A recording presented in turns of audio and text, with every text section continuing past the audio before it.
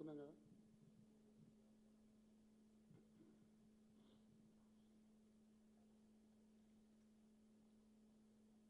ఈరోజు TRS party parliamentary party మీరు నాకు తర్వాత కలవాలి ఆఫ్టర్ దిస్. పార్లమెంటరీ పార్టీ శాసనసభాపక్షం జడ్పీ చైర్మన్లు డీసీసీబీ డీసీఎంఎస్ అధ్యక్షులు పార్టీ రాష్ట్ర కార్యవర్గం అట్లాగే పార్టీ జిల్లా అధ్యక్షులు జిల్లా రైతు బంధు సమితి అధ్యక్షులు వీళ్ళందరితో కలిపి సంయుక్త సమావేశం జరిగింది. అందులో చాలా సుదీర్ఘమైన చర్చ తర్వాత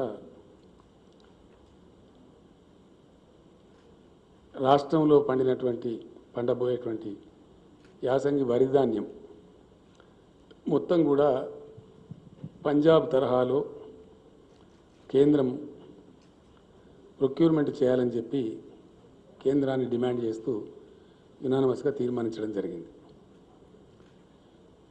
మొదటి దశలో రేపు మంత్రుల బృందం పార్లమెంటు సభ్యుల బృందం ఢిల్లీకి వెళ్తున్నారు. కంబైన్డ్గా అక్కడ ఫుడ్ మినిస్టర్ గారిని కలిసి తెలంగాణ రైతుల పక్షాన మా వాళ్ళు అక్కడ డిమాండ్ చేస్తారు. మినిస్టర్ గారిని కలిసి వాళ్ళు తీసుకుంటారనే మేము ఆశిస్తూ ఉన్నాం. కేంద్రం ఇచ్చిన సూచన మేరకు ఇక్కడ మా వ్యవసాయ మంత్రి గారు చేసిన సూచనల మేరకు కూడా గత యాసంగిలో వాస్తవానికి 54-55 లక్షల ఎకరాలలో వరి పంట ఉంటే ఈసారి ఒక 20 లక్షలు తగ్గించగలిగినాం. అది 35 లక్షలకే వచ్చింది. ఈ 35 లక్షలలో కూడా మాకుండే సమాచారాన్ని బట్టి ఒక 3 లక్షలు సీడ్ కోసం ఉత్పత్తి చేశారు రైతులు. మరొక 2-2.5 లక్షలు ఇంచుమించుగా వాళ్ళ స్వంత భోజనం కోసం రైతులు వాడుకుంటారు. వాళ్ళ పంట వాళ్ళే తింటారు కాబట్టి వాడుకుంటారు. అంటే నెట్ 30 లక్షల ఎకరాలది వరి అమ్మాల్సినటువంటి అవసరం ఏర్పడుతుంది. చాలా తగ్గింది. గతంకి ఇప్పటికి పోలిస్తే ఇంచుమించు 25 లక్షల ఎకరాలలో పంట మార్పిడి కింద తగ్గించగలిగినాం. అయినప్పటికీ కొన్ని వందరు పొలాలు కొన్ని ఇతరత్ర ఉండి రైతులు పండిస్తారు కాబట్టి దీన్ని తీసుకోవాల్సిన బాధ్యత ప్రభుత్వం మీదనే ఉంటుంది.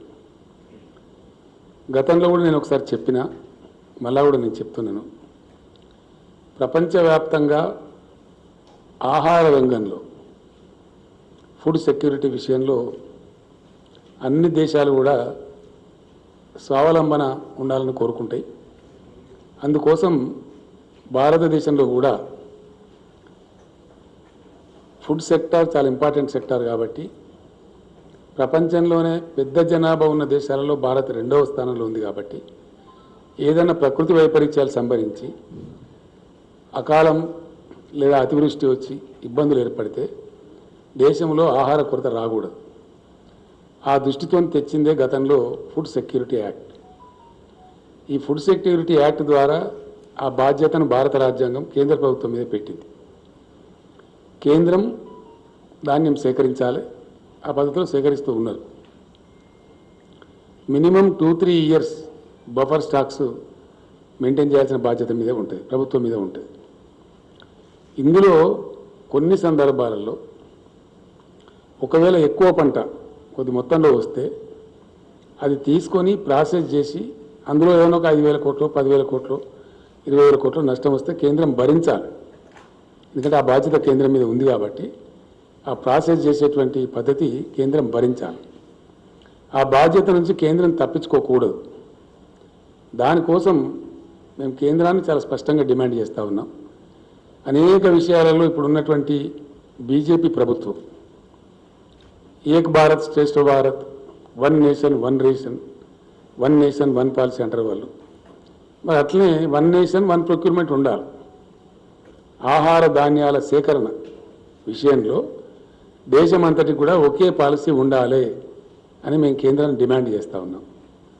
అందులో పంజాబ్కు ఒక నీతి, గుజరాత్కు ఒక నీతి, తెలంగాణకు ఒక నీతి, ఇంకో రాష్ట్రానికి ఇంకో నీతి అనేది ఉండకూడదు. There has to be a uniform food grains procurement policy. That is what we are demanding from the state of Telangana. రెండవ విషయం ఏంటంటే ఇది రైతుల యొక్క జీవన మరణ సమస్య. రైతులు పంటలు పండిస్తారు, వాళ్ళకి అంతవరకు తెలుస్తుంది ఉండే అవకాశాలను బట్టి. కాబట్టి ఆ పంట తీసుకునే విషయంలో కాలికి పెడితే మెడకు, మెడకు పెడితే కాలికి, దానికి ఏదో మెరమచ్చి కాలు చెప్పి తప్పించుకోవడం కరెక్ట్ కాదు. పాలసీ అనేది ఒక రకంగా ఉండాలి. పంజాబ్లో కూడా గతంలో చాలా ఉద్యమాలు జరిగినాయి. ఆ రోజులలో చౌదరి చరణ్ సింగ్ గారు, దేవిలాల్ గారు, సుర్జిత్ సింగ్ బర్నాలా గారు, ఇంకా చాలామంది కర్ణాటక నుంచి ప్రొఫెసర్ నంజుండ స్వామి గారు, స్వామినాథన్ గారు తదితర పెద్దలందరూ కూడా చాలా పెద్ద ఎత్తున ఉద్యమాలు చేస్తే పంజాబ్, హర్యానా రాష్ట్రాల నుంచి 100% ప్రొక్యూర్మెంట్ చేస్తూ ఉన్నారు. 2 పంటలు చేస్తూ ఉన్నారు. ఎంత వడ్లు పండినా 100% తీసుకుంటున్నారు, ఎంత గోధుమలు పండినా 100% ప్రొక్యూర్మెంట్ చేస్తూ ఉన్నారు. మేము డిమాండ్ చేస్తున్నది ఏంటంటే, మేము కొత్త రాష్ట్రంగా వచ్చిన తర్వాత చాలా కష్టపడి కేంద్రం యొక్క సహాయం లేకపోయినా మేము ఇరిగేషన్ ప్రాజెక్టులు కట్టుకొని, నీళ్లు తెచ్చుకొని, భూగర్భ జలాలు పెంచుకొని, 24 గంటలు ఉచిత కరెంట్ ఇచ్చి, సెస్ లేకుండా వాటర్ ఇచ్చి మంచి ఉత్పత్తులు సాధిస్తూ ఉన్నాం. తద్వారా రైతుల ముఖాలలో వెలుగు నిండుతూ ఉంది.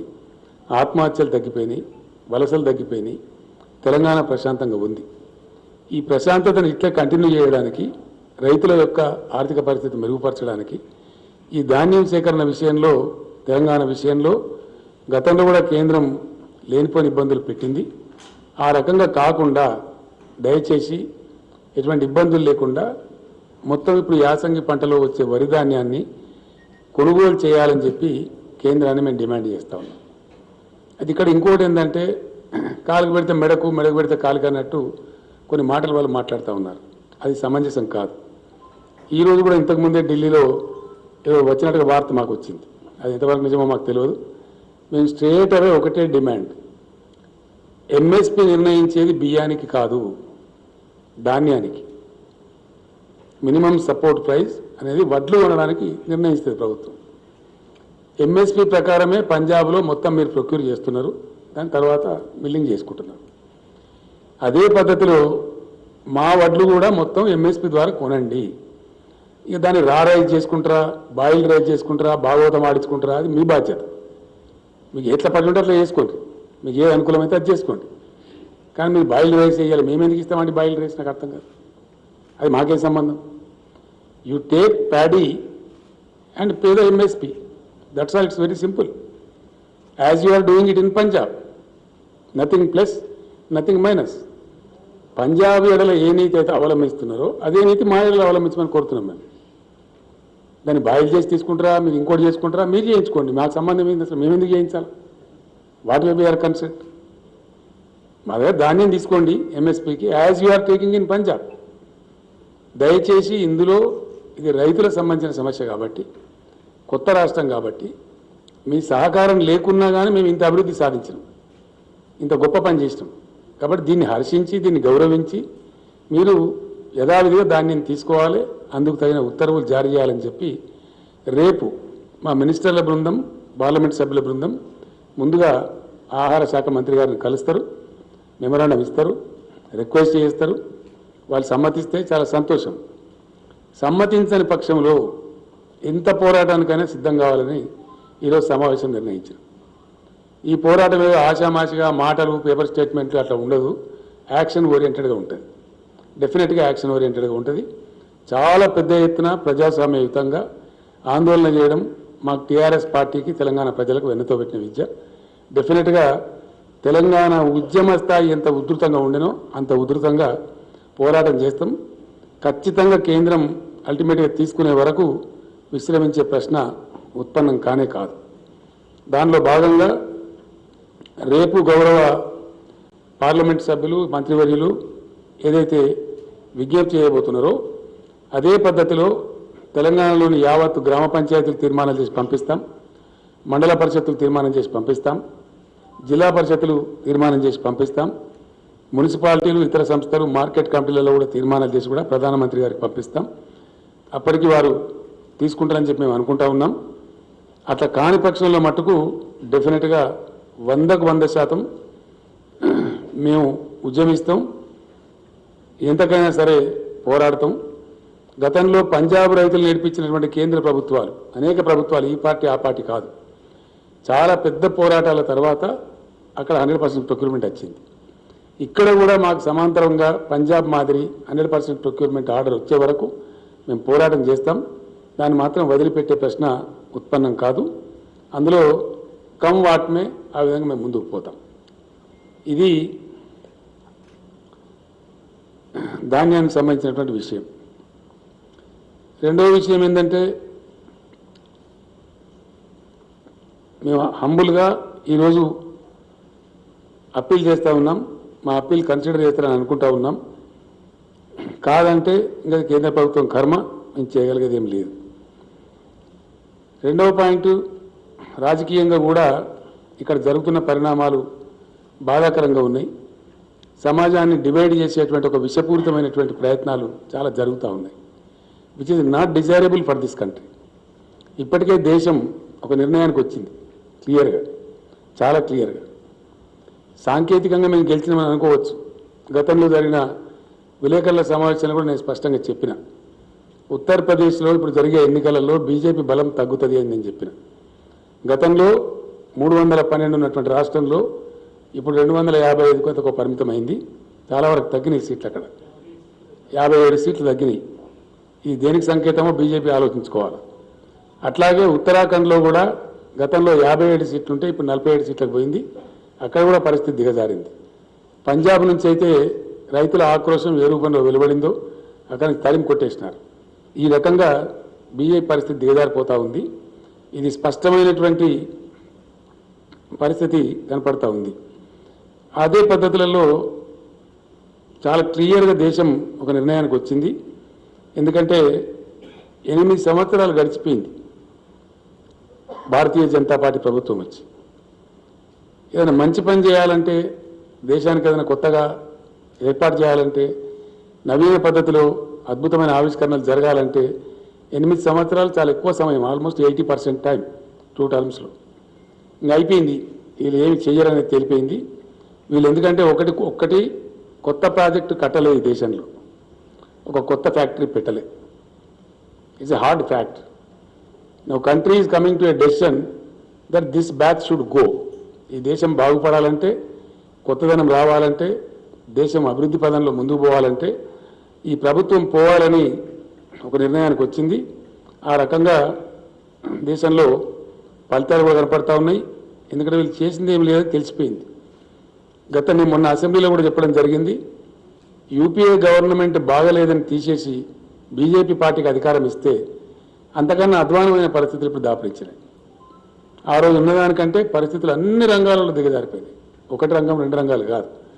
జీడిపి 8% గ్రోత్ ఉన్నటువంటిది ఆ రోజు యూపీఏలో ఇప్పుడు 9%కో 10%కో పోవాల్సింది 6% పడిపోయింది. అన్ఎంప్లాయ్మెంట్ రేటు అప్పుడు 5.2, 4.7 ఆ ప్రాంతంలో ఉంటే ఇప్పుడు 7.4కు పోయింది. డిసెంబర్ 2020కి అది 9.3కి పోయిందని చెప్పి రిపోర్ట్స్ చెప్తా ఉన్నాయి, కేంద్రం లెక్కలు చెప్తా ఉన్నాయి. అంటే నిరుద్యోగిత రేటు బాగా పెరిగిపోయింది. అట్లనే ఈ ప్రభుత్వం కూడా తన పనితనం చూపెట్టింది. ఎందుకంటే 2-3 విషయాలు మనకు స్పష్టంగా కనపడతాయి. మాకు ఇంతే వస్తుంది, మాకు ఇంతగానే ఎక్కువ రాదని వాళ్ళు బయట పెట్టుకున్నారు. ఈ 8 సంవత్సరాల పరిపాలనా కాలంలో ఇప్పుడు మేము చేయగలిగేది, మా ప్రతిభ గింతే, మా వ్యుత్పత్తి గింతే, మా సామర్థ్యం గింతే అనేది వాళ్ళు చెప్పుకున్నారు దేశానికి. వాళ్ళ ఆచరణ ద్వారానే బయటపడ్డది. ఎందుకంటే 8 సంవత్సరాలలో కొత్త ప్రాజెక్టు కడితే మనకు తెలుస్తుంది, మనందరికి కూడా కొత్త ఫ్యాక్టరీ పెట్టినా మనందరికి తెలుస్తుంది. ఎక్కడ లేదు, అది లేకపోగా ఉన్నాయని కూడా అమ్మేసే పరిస్థితి కూడా మనం చూస్తూ ఉన్నాం. ప్రభుత్వ రంగ సంస్థలన్నీ కూడా చాలా చౌకగా, కారు చౌకగా తమ దాబదారులకు కట్టబడుతున్నటువంటి మాట వస్తూ ఉంది. రెండోది ఏమైపోయింది, పాపులర్లీ ప్రజలకు 2 విషయాలు వచ్చినాయి కొత్త నినాదాలు. అయితే డిమానిటైజేషన్, లేకపోతే మానిటైజేషన్. అయితే డిమానిటైజేషన్ చేయాలా, లేకపోతే మానిటైజేషన్. గ్రామ పంచాయతీలు కూడా కుదవబెట్టుకోని రోజు చెప్పిన వీళ్ళు, మీ గ్రామాలు అభివృద్ధి చేసుకోవాలంటే గ్రామ పంచాయతీలు కూడా మానిటైజేషన్ చేసుకోండి, పంచాయతీరాజ్ అసెట్స్, ఊర్లలో ఉన్న ఆస్తులు కూడా మానిటైజ్ చేసుకోమన్నారు. ఆ విధంగా పోతా ఉంది. ఇంకో బాధాకరమైన అంశం ఏంటంటే, దేశంలో ఏం జరుగుతుంది అనేది పరిశీలించినప్పుడు ఇది మేధావులు ముఖ్యంగా యువత ఆలోచించాల్సిన అవసరం ఉంది. నిన్న ఈరోజు చూస్తూ ఉన్నాం. ఇప్పుడు ఫేమస్ ఒక కథ సోషల్ మీడియా ద్వారా నాటబడుతున్న విష ప్రచారం, అవాంఛనీయమైనటువంటి అనారోగ్యమైనటువంటి ఏ రకంగా కూడా ఆహ్వానించతగనటువంటి ఒక దుష్పరిణామాలు వస్తూ ఉన్నాయి. కాశ్మీర్ ఫైల్స్ ఇప్పుడు ఒక నినాదం. ఏదైనా ప్రోగ్రెసివ్ గవర్నమెంట్ ఉంటే irrigation files, industrial files, economic files, files ఉంటే ఈ కాశ్మీర్ ఫైల్స్ ఏంటండి నాకు అర్థం కాదు. ఇదో దిక్కుమాలిన వ్యవహారం. ఎవరికి కావాలని ఈ కాశ్మీర్ ఫైల్స్? దాంతో వచ్చేది సచ్చేది.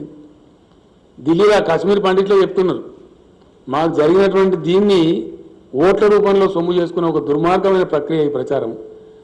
మాకు అసలు ఏం ఒక పైసా పనిచేయలేదు, మాకేం రిలీఫ్ రాలేదు, ఎటువంటి లాభం లేదు అని వాళ్ళు మొత్తుకుంటూ ఉన్నారు. ఇప్పుడు నా దగ్గర ఉన్నాయి, సోషల్ మీడియాలో తిరుగుతూ ఉన్నాయి అవన్నీ. సో ఈ రకమైనటువంటి దేశ విభజన, ప్రజల విభజన చేసి ఒక రకమైనటువంటి విద్వేషాన్ని రెచ్చగొట్టి ప్రయత్నాలు ఏవైతే జరుగుతున్నాయో అది కరెక్ట్ కాదు. తెలంగాణ సమాజానికి అసలు జీర్ణం కాదు. ఎందుకంటే మేము తెలంగాణ ఉద్యమం చేసినాం, చాలా ఉధృతంగా చేసినాం, దశాబ్దాల తరబడి చేసిన తెలంగాణ. మనం రెండవ దశ మలి దశలో చేసినప్పుడు 14-15 సంవత్సరాలు పోరాటం చేసినాం. మేము ఏం పిలిపించినామండి? సకల జనుల సమ్మె అన్నాం. కానీ హిందువుల సమ్మె, సిక్కుల సమ్మె, ముస్లింల సమ్మె, క్రైస్తవుల సమ్మె అని పెట్టినామండి. ఇంక్లూజివ్ ఒక అజిటేషన్ చేసిన, ఒక గ్రోత్ సాధించిన, ఒక ప్రగతి సాధించిన, it should be inclusive, it should be of the entire nation. ప్రభుత్వం గట్ల మాట్లాడాలి. కానీ దౌర్భాగ్యం ఏంటంటే బీజేపీ పాలిత రాష్ట్రాలలో, అనేక రాష్ట్రాలలో సెలవులు ఇచ్చి ప్రభుత్వ ఉద్యోగస్తులను కాశ్మీర్ ఫైల్ సినిమా చూడమని చెప్తున్నారు. ఎటు పోతుందండి దేశం? ఏం దిక్కుమాలిన ప్రచారం ఇది? ఇదేం విభజన రాజకీయం? దీని పర్యవసానం ఏంది? ఎక్కడ తీసుకెళ్తారు ఈ దేశాన్ని? అనేక దశాబ్దాల తరబడి అనేక ప్రభుత్వాలు కొనసాగించినటువంటి కృషి వల్ల ఒక వాతావరణం నిర్మాణం అయితే ఇలా భారతదేశంలో ఐటీ రంగంలో అది అంతర్జాతీయ స్థాయి విపిని. ఐటీ రంగం అనేది ఇండియా నుంచి దాదాపు 5 లక్షల కోట్ల పైచలకు సాఫ్ట్వేర్ ఎక్స్పోర్ట్ అవుతా ఉంది. బెంగళూరు, హైదరాబాద్, పూణే తదితర ఏరియాలను కలుపుకుంటే ఎక్కడికి పోతే రేపు పొద్దున ఇది? ఈ విభజన రాజకీయాలు పెట్టి, విద్వేషాలు పెట్టి సమాజాన్ని విచ్చలవిడి ప్రయత్నాలు చేస్తే ఏం జరుగుతుంది? రేపు పొద్దున వాతావరణ కాలుష్యం ఏర్పడితే ఎవరు దానికి బాధ్యతలతో వహిస్తారు రేపు పొద్దున? కాబట్టి డెఫినెట్లీ 100%. ఇంకోటి, ప్రభుత్వ అసమర్థత అనేక రూపాలలో బహుముఖీనంగా బయటపడ్డది.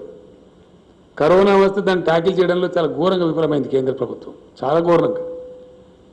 స్వాతంత్రానంతరం దేశ జనాభా కోట్లాది ప్రజలు పుట్ట చేత పట్టుకుని అన్నమా రామచంద్రాన్ని కూలి చేసుకునే ప్రజలను, కోట్ల మందిని నేషనల్ హైవేస్ మీద చిన్న చిన్న పిల్లా పాపలను సంకలేసుకొని 1000 కిలోమీటర్లు నడిపించిన ఘనత ఈ పార్టీ ప్రభుత్వానికి. So it was the biggest trauma faced by the polity of the nation. It's very tragic. చాలా దౌర్భాగ్యం, దిక్కుదోచినటువంటి దాన్ని ఏదో మసిబూసి మారేడుగా చేసి దానికి ఏదో స్టోరీలు చెప్తారు. కనీసం రైళ్ళన్న వేయండి, ఎక్కడో అక్కడ వెళ్ళిపోతారంటే వాళ్ళ టికెట్ కూడా మీరు పెట్టుకోమని రాష్ట్ర ప్రభుత్వానికి తోసింది తప్ప వేయలే.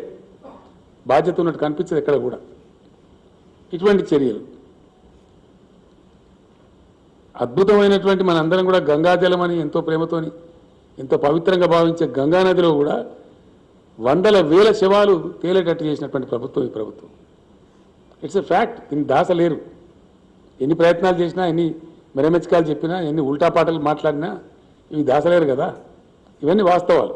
ఇట్లా ఎంతవరకు వచ్చింది ఇది? నిన్నగాక మొన్న ఉక్రెయిన్ పరిణామాలు, రష్యా ఉక్రెయిన్ యుద్ధం.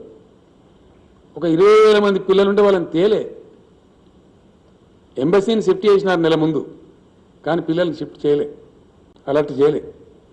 తద్వారా సంభవించినటువంటి ఘోరం, బాధ, చాలా పెద్ద మానసిక వ్యధ ఆ విద్యార్థుల తల్లిదండ్రులు అనుభవించారు. మొన్న మేము చెప్పినాం అసెంబ్లీలో, వాళ్ళ చదువులు పోవద్దు, మేము ముందుకు వస్తాం. మా తర్వాత బెంగాల్ గవర్నమెంట్ కూడా ప్రకటించింది. కానీ కేంద్రం నుంచి ఉలుకు లేదు, పలుకు లేదు. ఇది రెస్పాన్స్ కేంద్ర ప్రభుత్వం.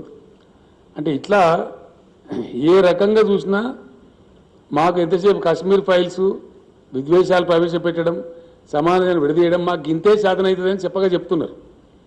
మాకు ఇక అభివృద్ధి లేదు, ప్రగతి లేదు, ప్రాజెక్టు లేదు, ఏమి లేదు, జీడిపి పెంచేది లేదు, దేశం యొక్క ఆర్థిక అభివృద్ధి లేదు, జస్ట్ నథింగ్. అన్ని ఇండెక్స్లలో చాలా భయంకరమైనటువంటి ఇండెక్స్. నిన్నగాక మొన్నటి అది వచ్చింది హ్యాపీనెస్ ఇండెక్స్ అని. దానిలో 139వ ర్యాంక్ భారతదేశం. 149 దేశాల ర్యాంక్ తీస్తే అవర్ పొజిషన్ ఇది 139. మేము అంటే ఇంకో రకంగా ఉంటుంది. కానీ గొప్ప పరువు నష్టం కేసు ఏంటంటే మన పక్కన ఉన్న భూటాన్ కంటే తక్కువ ఉంటుందా మన పరిస్థితి? నేపాల్ కంటే తక్కువ ఉంటుందా? పాకిస్తాన్, బంగ్లాదేశ్, శ్రీలంక కంటే కూడా మన పరిస్థితి తక్కువ ఉంటుందా?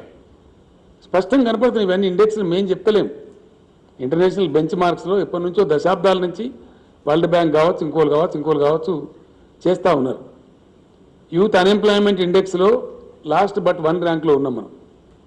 20.84 ర్యాంక్లో ఉన్నది మనం. సిరియా కంటే కూడా అధ్వానమైన పరిస్థితిలో 23.01 ర్యాంక్. ఇంత ఘోరమైనటువంటి పరిస్థితి ప్రజాస్వామ్య విలువల పరిరక్షణలో కానీ, హ్యూమన్ డెవలప్మెంట్ ఇండెక్స్లో కానీ, హంగర్ ఇండెక్స్లో కానీ ఏ రకంగా చూసినా కూడా అన్నిట్లలో కూడా దేశం పురోగమనంలో ఉంది, తిరోగమనంలో లేదు. కాబట్టి రాజకీయంగా కూడా ఈరోజు మేము తీర్మానం చేసినాం, ఈ పార్టీ తీసుకొచ్చేటువంటి దుర్మార్గమైన విధానాలను, ఈ కశ్మీర్ ఫైల్స్ అనే ఫిలాసఫీని ఇదంతా కూడా తిప్పికొట్టాలి, ప్రజలను ఎప్పటికప్పుడు చైతన్యవంతం చేయాలి. అవసరమైతే బ్రహ్మాండమైనటువంటి పద్ధతులలో దీని వ్యతిరేక ఉద్యమాలు కూడా నిర్వహించాలని చెప్పి కూడా ఈరోజు అనుకున్నాం. డెఫినెట్గా ఒక తీర్మానం ఏంటంటే స్పష్టంగా ప్రజలకు చెప్పాల్సిన బాధ్యత మా మీద ఉంటుంది. కాబట్టి 100కు 100% మా వల్ల కాదు, మా వల్ల ఇదే అవుతుంది, మాతో ఇదే కాశ్మీర్ ఫైల్స్ లాంటి వ్యవహారమే అవుతుంది, ప్రతిసారి కూడా తీసుకొచ్చి పెడతాం. ఒకసారి కాశ్మీర్ ఫైల్స్, ఒకసారి అదేంది పుల్వామా, ఒకసారి గొల్వామా, ఇవి తప్ప ఓ ప్రాజెక్టు, ఓ నదో, ఓ కరెంటు, ఓ 10,000 కోట్లతో ఒక ఉద్యోగమో, ఒక పరిశ్రమనో, భారీ పరిశ్రమ ఏమి లేదు. ఆ ప్రసక్తే లేదు, ఆ ముచ్చటనే లేదు. ఒక్క మాట కూడా కంప్లీట్ వాగ్దాన భంగం, కంప్లీట్. వాళ్ళు చెప్పింది ఏ ఒక్క వాగ్దానం కూడా నెరవేరలేదు. అంతా చునావుకా జుమ్లా, పక్కా చునావీ జుమ్లా. ఏ ఒక్కటి కూడా 2 కోట్ల ఉద్యోగం ఇస్తామన్నారు, లేదు. 15 లక్షల ఖాళీలను ఇప్పుడు దేశంలో, అవి నింపాలి. మేము డిమాండ్ చేస్తా ఉన్నాం కేంద్ర ప్రభుత్వాన్ని. వాటి మీద కూడా మేము ధర్నాలు చేస్తాం. అదేవిధంగా అనేక ఇష్యూలు తెలంగాణ నుంచి. ధాన్యం కానీ అయిపోదు. ఈరోజు సభలో చాలా చర్చ జరిగింది. మాది ప్రత్యేకమైన పరిస్థితి, ఎందుకంటే రిజర్వేషన్ల వ్యవహారం ఉంది దేశంలో. బాధ్యతను చెప్పవలసి వస్తుంది. రిజర్వేషన్ల వ్యవహారంలో యాక్చువల్లీ 50% కన్నా ఎక్కువ ఉండద్దు అని రాజ్యాంగం లెక్క లేదు. కానీ సుప్రీంకోర్టు ఒక జడ్జిమెంట్ ఇచ్చింది. ఆ జడ్జిమెంటు పూర్తి స్థాయిలో ఇంప్లిమెంట్ అవుతుందా దేశంలో? అయితే లేదు. తమిళనాడులో 69% ఇస్తారు, ఇంకో రాష్ట్రంలో ఇంకో % ఇస్తారు, మన దగ్గర 50% దాటద్దు అంటారు. కానీ నేను అడిగినాం, ప్రధానమంత్రి కూడా మేము అడిగినాం ఎక్కడ పద్ధతి అని చెప్పి. సుప్రీంకోర్టు ఇచ్చిన జడ్జిమెంట్లో వాళ్ళకు వెసులుబాటు ఇచ్చారు. ఏదైనా ప్రాంతంలో, దేశంలో, ఏదైనా రాష్ట్రంలో ప్రత్యేక పరిస్థితి సంభవిస్తే అప్పుడు ప్రభుత్వాలు పెంచుకోవచ్చు, 50% అధిగమించవచ్చు అని చెప్పారు. దాన్ని మొత్తం మేము కంప్లీట్గా కమిషన్ ఏర్పాటు చేసి, రిపోర్ట్ తెప్పించి, అధ్యయనం చేసి సమగ్రంగా పంపించినాం. శాసనసభ ఏకగ్రీవ తీర్మానం చేసి పంపించినాం. గిరిజన రిజర్వేషన్లు మేము ఆంధ్రప్రదేశ్లో ఉన్నప్పుడు పల్చబడ్డాం, మేము 6%గానే పరిగణించబడ్డాం. ఇవాళ మా పర్సెంటేజ్ పెరిగిపోయింది తెలంగాణ సెపరేట్ స్టేట్ కావడం వల్ల. కాబట్టి దాన్ని 10% పెట్టుకుంటామని చెప్పి పంపించినాం. ఈ రోజు వరకు కూడా దాని మీద ఉలుకు లేదు, పలుకు లేదు, ఏదో కాగితం రాసి తప్పించుకునేటువంటి పరిస్థితి. ఇట్లా ఉన్నటువంటి పరిస్థితి. అట్లనే అనేక విషయాలలో ఎస్సీ వర్గీకరణ మా రాష్ట్రంలో పెద్ద ఉద్యమాలు జరిగినాయి. మా శాసనసభ ఇక్కడి నుంచి యునానిమస్గా, అక్కడ 2 కులాలు ఉన్నప్పటికీ మేము అందరినీ కన్విన్స్ చేసి యునానిమస్ తీర్మానం చేసి పంపించినాం. ఎవరికి వచ్చే పర్సెంటేజ్ వాళ్ళకి వస్తుంది, వాళ్ళకి జనాభాను బట్టి ఎందుకు పెండింగ్ పెట్టాలని ప్రజలు కోరుతున్నారని చెప్పి పంపిస్తే దాని మీద కూడా ఈరోజు వరకు అతిగతి లేనటువంటి పరిస్థితి. అట్లనే బీసీల కులగణన చేయమని అడిగినాం. ఎవరికి ఏమి నష్టం ఉన్నదండి? ఎవరు ఎంతమంది ఉన్నదో తెలిస్తే వాళ్ళ పని వాళ్ళు చేసుకుంటారు, దానిలో ఇబ్బంది ఏమున్నది? దాన్ని కూడా పట్టించుకున్న పాపాన కేంద్ర ప్రభుత్వం కనపడతలేదు. ఈ విధంగా ఊరికే మాటలు ఒక రకమైనటువంటి భేదభావాలు సృష్టించి ఉద్వేగాలు రెచ్చగొట్టి విద్వేషాలు రెచ్చగొట్టి ప్రజలను ఒక రకమైనటువంటి ఉద్వేగాలకు లోను చేసి ఆ ఉద్వేగాలను రాజకీయంగా సొమ్ము చేసుకునే ఒక దుర్మార్గమైన క్రీడ ఈ దేశంలో జరుగుతూ ఉంది. ఇది సమంజసం కాదు, సమర్థనీయం కాదు. ఏ రకంగా కూడా ప్రోగ్రెసివ్ థింకర్స్ ఆలోచించే విధానం కాదు, ఆలోచించే పద్ధతి కాదు. దీనివల్ల దేశ ప్రగతి కుంటుపడుతుంది తప్ప ఇంకా ఈ ప్రభుత్వం కొనసాగినట్టయితే 100% దేశం చాలా భయంకరమైన పరిణామాలు ఎదుర్కొంటుంది, చాలా పెద్ద నష్టానికి గురవుతుంది. కాబట్టి this government should go. Yes, we have to pack up this government back to home. ఒక ప్రగతిశీల విధానంలో పనిచేసే ప్రభుత్వం రావాల్సిన అక్కడే ఉంటుంది. అందుకోసం కూడా తప్పకుండా మేము మా ప్రయత్నాలు మేము చేయాలని చెప్పి కూడా ఈరోజు నిర్ణయం చేసుకున్నాం. ఆ రకంగా విపరీతమైనటువంటి బ్యాంక్ స్కామ్స్ జరుగుతూ ఉన్నాయి. బ్యాంకుల రుణాలను కూడా ఎన్పిఏలు అని పేరు పెట్టడం కొత్త ఫ్యాషన్ మొదలైంది ఇప్పుడు ఈ గవర్నమెంట్ వచ్చినాకనే. అంతకుముందు ఏదో మామూలుగా ఉండేది, రేరెస్ట్ ఆఫ్ ద రేర్ ఉండేది. ఇది ఇప్పుడు ఒక తరవా అయిపోయింది. రైట్ ఆఫ్ చేసిన మొత్తం 11 లక్షల కోట్లు. రైతులు ధాన్యం కొనమంటే 10-15 వేల కోట్ల విలువైనటువంటి ధాన్యం కొనమంటేనేమో దానికి కాలుకు పెడితే మెడకు పెడితే కాలికి అదేదో ఎక్సెస్ అయిపోతుంది అని మాట్లాడతారు. రైతుల ధాన్యం కొనమంటే చెమట పడిపి కష్టపడి పెట్టుబడి పెట్టి రిస్క్ తీసుకొని ఎన్నో ఆటుపోట్లు తట్టుకొని సీజనల్ కండిషన్స్ తట్టుకొని రైతులు పండిస్తే ఆ పంట కొనమంటే 10-15 వేల కోట్లు. మొన్న ఒక్కడే దుర్మార్గుడు 22 వేల కోట్లు వచ్చాడు. లక్షల కోట్లు ముస్తారు, 11 లక్షల కోట్లు రైట్ ఆఫ్ చేస్తారు. కానీ రైతుల ధాన్యం కొనరు. అందువల్ల కూడా ఈ ప్రభుత్వం అసమర్థ ప్రభుత్వం అని తేలుతా ఉంది. ఇన్ ఎనీ యాంగిల్ విసి ఏ రకంగా పర్సూ చేసినా ప్రభుత్వం యొక్క పర్ఫార్మెన్సు సంతృప్తికరంగా లేదు. ఇదే పద్ధతిలో ఒకవేళ దేశం ముందుకు పోతే మరింత దేశం నష్టాల పాలవుతుంది. కాబట్టి డెఫినెట్గా దిస్ గవర్నమెంట్ షుడ్ గో. ఆ దిశ ఆల్రెడీ పట్టింది. ఆ రకంగా పరిస్థితులు ఉన్నాయి. కాబట్టి దానిలో ప్రజలకు కూడా పిలిపియడం రాజకీయ పార్టీగా మా బాధ్యత. ఆ విధంగా ఈ డివైజివ్ పాలిటిక్స్కు చరమగీతం పాడాల్సిన అవసరం ఉంది. మేము మళ్ళా ఒకసారి సిన్సియర్గా డిమాండ్ చేస్తూ ఉన్నాం ప్రధానమంత్రి గారికి. చేతులు ఎత్తి నమస్కరించి తెలంగాణ ప్రజల పక్షాన వినయపూర్వకంగా నేను విజ్ఞప్తి చేస్తూ ఉన్నా. దయచేసి మీరు తెలంగాణ కదిలించకండి, తెలంగాణ ప్రజలతో పెట్టుకోకండి. మేము ఉద్యమ వీరులం, ఉద్యమం చేస్తాం. మేము తప్పకుండా మిమ్మల్ని వదిలిపెడతామని అనుకోకండి. మీరు ఏదో మాయామచ్చింద్ర చేస్తామనే భ్రమలో ఉండకండి, మీరే భంగపడతారు. కాబట్టి స్ట్రేట్ అవే పంజాబ్కు అవలంబించిన నీతే మాకు అవలంబించండి. మేము కోరేది గొంతెమ్మ కోరిక కాదు. మా రైతుల పక్షాన మేము ఒకటే అడుగుతున్నాం, పండిన ధాన్యం తీసుకొని మీరు నిర్ణయించిన ఎంఎస్పీ డబ్బులు ఇవ్వండి. దాన్ని రైజ్ చేసుకుంటారో, బాయిల్డ్ రైజ్ చేసుకుంటారో, బాగోతం చేసుకుంటారో, ఇంకేం చేసుకుంటారో మీరు చేసుకోండి, మీ చాయిస్. మేమేది మిల్లింగ్ చేసి నాకు అర్థంగా మీరే మిల్లింగ్ చేసుకోండి. As state government, Punjab government లాగా మేము కూడా సహకరిస్తాం. మీకు మాకు ఏ పని పేరుతో ఆ పని చేస్తాం. ఆ ప్రాసెస్ మీకు పూర్తి స్థాయిలో సహకరిస్తాం. కానీ దానికి ఏదో మేము అదైతే కొంటా అన్నాం, ఇదైతే కొన అన్నాం. పంజాబ్లో ఏది కొన్నావు మాది అదే కొనమంటున్నాం. మేమేమంటున్నాం, పంజాబ్లో ధాన్యం తీసుకున్నావు, డబ్బులు ఇచ్చినావు, మాది కూడా ధాన్యం తీసుకో, డబ్బులు ఇచ్చి. మీరు సెకండ్ మీకు ఎంఎస్పీ నిర్ణయించింది బియ్యానికి కాదు కదా, ధాన్యానికి కదా. ఎంఎస్పీకే తీసుకొని మాకు డబ్బులు ఇచ్చేయండి అంతే. మీ తర్వాత ఏం చేసుకుంటారో ప్రాసెస్ మీదే అది. అయినా వన్స్ అగైన్ ఐఎమ్ రీట్రేటింగ్, దయచేసి నేను చాలా క్లారిటీతో చెప్తాను ఈ మాట. దేశ ఆహార భద్రత విషయంలో ఫుడ్ సెక్యూరిటీ యాక్ట్ కింద రాజ్యాంగబద్ధమైనటువంటి విధిని కేంద్ర ప్రభుత్వం మీద పెట్టింది మన రాజ్యాంగం. అది రాజ్యాంగ విహితమైనటువంటి మీ యొక్క ధర్మ కర్తవ్యం, మీ యొక్క విధి. ఆ విధి నుంచి మీరు ఎస్కేప్ కావద్దు. ఆ ప్రాసెస్లో ఒక సమయంలో ఎక్కువ రావచ్చు కొద్ది దాన్ని, ఇంకో సమయంలో అకాలం వస్తే ఏం చేస్తారండి? ఇప్పుడు కరోనా లాంటి జబ్బు వస్తాయని వాళ్ళు అనుకున్నామా? గ్లోబ్ అంతా కూడా ఏ జబ్బు రాలే. First time in the world corona లాంటి మహమ్మారి మొత్తం ప్రపంచాన్ని అతలాకుతలించేసి, రేపు పొద్దున కరువో కాటకమో వస్తే భారతదేశానికి ఒక వారం రోజులు అన్నం పెట్టే దేశం ఇంకో దేశానికి ఉందా శక్తి? ఒక వారం రోజులు అన్నం పెట్టే కెపాసిటీ ఉందా? పేరుకున్న దేశాలు, వాళ్ళు లక్షల జనాభా 10 కోట్ల లోపున దేశాలే దాదాపు 170-180 దేశాలని వితిన్ 10 crores. 1 crore ఉన్న దేశాలు చాలా ఉన్నాయి, లక్షల్లో ఉన్న దేశాలు చాలా ఉన్నాయి. ఏ దేశానికి కూడా ఇండియాకు ఒక వారం అన్నం పెట్టే పరిస్థితి లేదు. కాబట్టి బఫర్ స్టాక్స్ మెయింటైన్ చేయడం అనేది మీ కర్తవ్యము, మీ బాధ్యత. అది చాలా పవిత్రమైన బాధ్యత. రేపు పొద్దున పెద్ద క్రైసిస్లోకి దేశం పోతుంది. ఎక్కువ వస్తుంది కాబట్టి మేమేం చేయాలనే మాటలు కేంద్రం మాట్లాడకూడదు. మీ దగ్గర ఎఫ్సిఐ ఉంది, మీ దగ్గర గోడౌన్స్ ఉన్నాయి, మీకు మెకానిజం ఉంది, నిర్ణయాలు తీసుకునే అధికారం ఉంది. కాబట్టి మీరు ఎట్టి పరిస్థితులలో రైతులు పండించే ధాన్యం తీసుకోవాలి, కొద్దిగా ఎక్సెస్ అయినప్పుడు దాన్ని ప్రాసెస్ చేయాలి, అందులో చిన్న నష్టం వస్తే భరించాలి. అది మీ బాధ్యత. మీరు పాకిస్తాన్ రైతుల కోసమో అమెరికా రైతుల కోసమో కాదుగా మేము అడిగేది, భారత రైతుల కోసమే అడుగుతున్నాం, భారతదేశంలో ఉన్న రైతాంగం కోసమే అడుగుతున్నాం.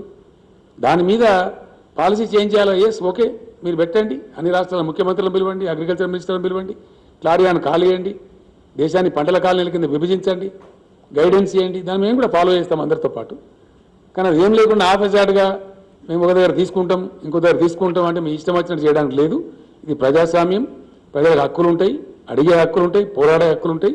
పంజాబ్కు ఏ విధంగా, హర్యానాకు ఏ విధంగా 100% ప్రొక్యూర్మెంట్ ఉందో ఆ విధంగా మాది కూడా తీసుకోండి. ఇంకో మాట కూడా మేము విజ్ఞప్తి చేస్తూ ఉన్నాం, let there be a national procurement policy. జాతీయ స్థాయిలో ప్రొక్యూర్మెంట్ పాలసీ ఉండాలి. అది అందరికి సమానంగా ఉండాలి, ఒకటిగా ఉండాలి. అప్పుడే ధర్మం జరిగేటువంటి అవకాశం ఉంటుంది. కాబట్టి ఆ ప్రకారం చేయాలని చెప్పి కేంద్రాన్ని మేము కోరుతున్నాం. అట్లా చేయని పక్షంలో మట్టుకు చాలా పెద్ద ఎత్తున అనేక పోరాట రూపాలలో బ్రహ్మాండమైన పద్ధతిలో ఉద్యమం చేస్తాం. అవసరమైతే మొత్తం క్యాబినెట్ అంతా వెళ్ళి ఢిల్లీలో తీవ్రమైన నిరసన కార్యక్రమాలు కూడా చేపడతాం. ఇక్కడ కూడా ఉద్యమాలు నిర్మిస్తాం. మొన్న నేను వెళ్ళినప్పుడు ఆ కిసాన్ నేతలు కూడా కొంతమంది నాకు కలిసినారు.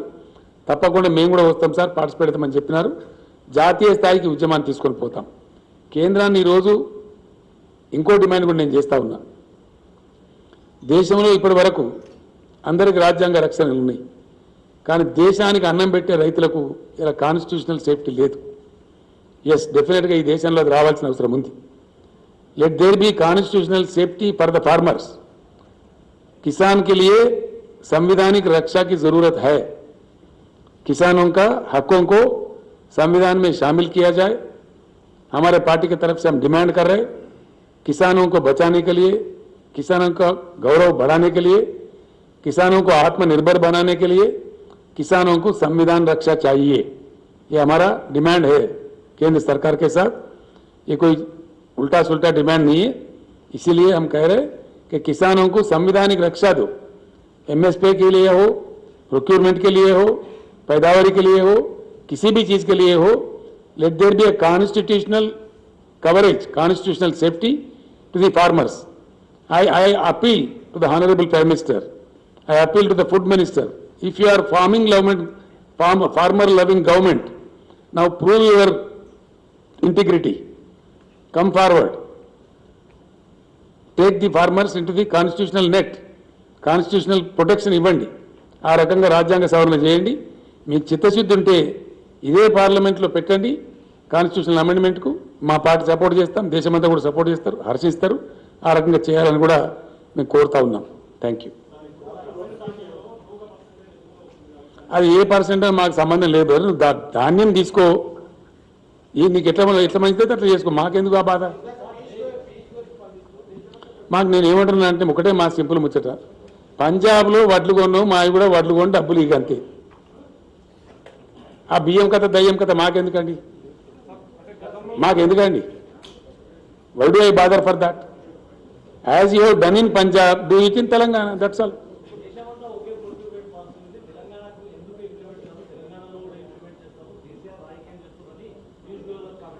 నేను ఏమంటున్నా అంటే వడ్లు వండిన పోయి కొనమంటే కొనక సపరేట్ గిదంతా ఏంది ఆయన అర్థం కాదు.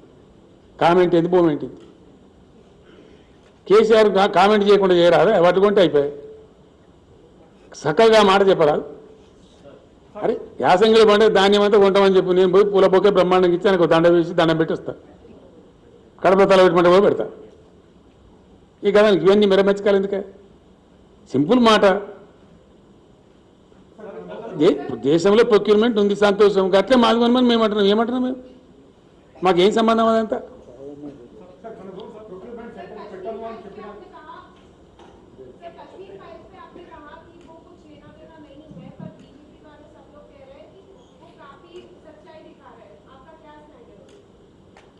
मैं समझा नहीं आपका क्वेश्चन को। बीजेपी वाले और सारे बीजेपी पार्टी चाहे वो सेंट्रल गवर्नमेंट हो या फिर स्टेट में बीजेपी हो, वो सारे लोग कश्मीर फाइल्स मूवी को सपोर्ट कर रहे हैं। आपने कहा उसका कोई हम भी सपोर्ट कर रहे हैं, हम उसको उल्टा नहीं बोल रहे। बात यह है कि कुछ करो उनके लिए ना, वो कश्मीर पंडित्स के लिए जो दिल्ली में पड़े हुए हैं। खाली मीठी मीठी बातें क्यों बोलते हो? What is your priority? Hindu धर्म को बेच के आप वोट कमाने का चक्कर चला रहे हो, इसी को हम काट रहे हैं। हम क्या चीज काट रहे हैं? कहीं फाइल्स हो तो क्या फाइल्स होना चाहिए? ट्राइबल के फाइल्स के बारे में सोचो, इरिगेशन फाइल्स के बारे में सोचो, इकोनॉमिक फाइल्स के बारे में सोचो, जीडीपी के फाइल्स के बारे में सोचो, देश के आर्थिक उन्नति के लिए सोचो। वो फाइल्स के लिए नहीं है। खाली धर्म के नाम पे राजनीति चलना ये कहां तक सही है? 100% कर रहे, बिल्कुल वो कह रहे। इससे बढ़कर हमसे कुछ होता ही नहीं है बोल रहे। इसमें शर्माने क्या बात है, छुपाने क्या बात है? वो तो खुलेआम कह रहे। हमारे पास यही कश्मीर फाइल्स होता, पुलवामा होता, पाकिस्तान होता, हम किसी को राक्षस बताते, इसके नाम पे तुम वोट दो, यही तो कह रहे हैं ना वो लोग सुबह शाम। जो देश के हित में अच्छा नहीं है, इसमें क्या गलती है?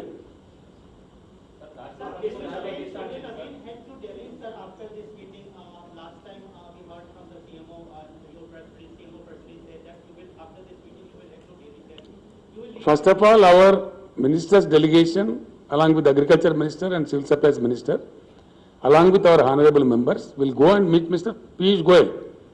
Ask him. We'll see his reaction. Thereby, if need be, I will myself go to Delhi. You will seek time from the Prime Minister office. We will see. I can't say it now. We will go according to the developments. One more question, sir. In recent press conference, including this, you always talked about clean politics, inclusive politics, and developmental-based politics. But when we see in states, there are several allegations on your party MLAs and ministers, and we see that corruption is becoming mainstream here in state. No, not at all. Who says? There are, You tell me the detail. If you cannot make a general comment like that. sir, detail being You cannot generalize, you know. If there any specific issue is there, please bring it to my notice. We'll take action. BJP పోవాలంటున్నారు. కేంద్రంలో అంటే జాతీయ party మరొక జాతీయ party రెండు రాష్ట్రాలకే పరిమితమైంది. మరి ప్రాంతీయ పార్టీలతో బీజేపీ పోయేటట్టు ఆ దిశగా మీ విలేకరులతో నాదో ప్రార్థన అండి. నేను మొన్న రాంచీలో కూడా చెప్పిన. రాంచీలో ఒక విలేకరు నన్ను అడిగిండు. నేను అక్కడికి వెళ్ళి మాట్లాడిన తర్వాత విలేకరుల సమావేశం ఇట్లా జరుగుతుంటే అడిగిండ్రు. నేను ఏం చెప్తున్నా అంటే 100కు 100%. If you are interested, you please read yesterday's Deccan Chronicle. ఆయన పేరేందన్నా, పవన్ వర్మ అని ఒక ఆయన ఒక ఆర్టికల్ రాసిండు. It is definitely sure that there is a void in national politics. There is a vacuum. Easily understandable word is vacuum at the national level. There is no doubt about it. దాని సందేహం ఏం లేదు, దాని సిగ్గుపడేది ఏం లేదు. ఆ void ఏ విధంగా భర్తీ కావాలా అనేది ఒక ప్రయత్నం. బీజేపీ వ్యతిరేక ఫ్రంటా ఇది అని నన్ను రాంచీలో విలేకరు అడిగి నేను కోపం చేసిన ఆయన మీద. ఇది బీజేపీ వ్యతిరేక ఫ్రంటా, ఇలే వ్యతిరేక ఫ్రంటా, మలే వ్యతిరేక ఫ్రంటా కాదు. సారీ, భారత ప్రజల అనుకూల ఫ్రంట్, భారత ప్రజల మేలు కోరేటువంటి రాజకీయ ప్రక్రియ, రాజకీయ వ్యవస్థ రావాలని మేము కోరుతున్నాం. అది ఏ రూపంలో వస్తుంది అనేది మీరు వేచి చూడాలి. కొద్దిగా మీరు కొద్దిగా అర్జెంటుగా ఆయనతో రాసి ఆయనతో భంగపడకుండా డెఫినెట్లీ వస్తుంది. I'm telling, as KCR I'm telling, with all the tallest experience I have, with the 50 years of my political experience, I am telling, some very good alternative to all this will come. You will see it. Yes. అరే ఆగా గంత ఆగమెందుకు అవుతుంది? నేను చెప్పేది చెప్తున్నాను, నువ్వు అరిచి పెడుతున్నావు ఎందుకు? అంత తొందర ఎందుకు పడుతుంది? అద్భుతమైనటువంటి పద్ధతిలో కొత్త జాతీయ పార్టీ రావచ్చు కదా, రావడుదా? ఏమైనా టేకదారులు ఉన్నారా? There is a scope. So what comes let us see. ఇప్పుడు ఏం please here me. Now the process has begun. What is happening in India? There were hopes about the UPA government. They failed in delivering. Thereby the people got upset and replaced UPA by BJP, hoping that Mr. Modi will deliver. Mr. Modi has utterly failed. And it is clear by now that we cannot deliver more than this. They made it. It is very clear before the nation. People may not tell, but I am telling. I am dare enough to say. Because it is a fact. Fact always remains a fact.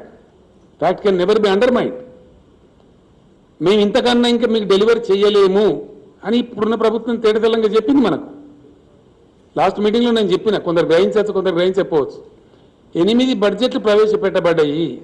ఏం జరగలేదు ఈ దేశంలో. ఏం జరిగిందంటే జరిగితే మనకు తెలియదు. మనం రామా ప్రజలలో లేమా మనం? ఓ కరెంట్ రంగమా, నీటిపారుదల రంగమా, ఏ రంగంలో జరిగిందండి? ఆర్థిక అభివృద్ధి జరిగిందా? ఏ రంగం అభివృద్ధి జరిగిందండి? అన్ని కిందికి పోతున్నాయి, నివేదికలు చెప్తున్నాయి. ప్రజాస్వామ్య విలువలు ముఖ్యమైపోతున్నాయి, శాంతి భద్రతలు తగ్గిపోతున్నాయి, ఆకలి చావులు పెరుగుతున్నాయి, నిరుద్యోగం పెరుగుతుంది, 15 లక్షల ఖాళీలున్నాయి గవర్నమెంట్లో, అది భర్తీ చేస్తలేదు. ఇవన్నీ ఫ్యాక్ట్స్ కదా. మేము డెలివరీ చేయగలిగేది గింతే అని ప్రభుత్వం చెప్పింది. కాబట్టి మార్పు రావాల్సిన అవసరం ఉంది. దీనిలో ఏమి అరమరికలు ఇవ్వండి. It's very clear and it's democracy. అది మాట్లాడుతూనే తప్ప అన్నట్టు, అట్లా మాట్లాడకూడదు అన్నట్టు మాట్లాడితే ఎట్లా?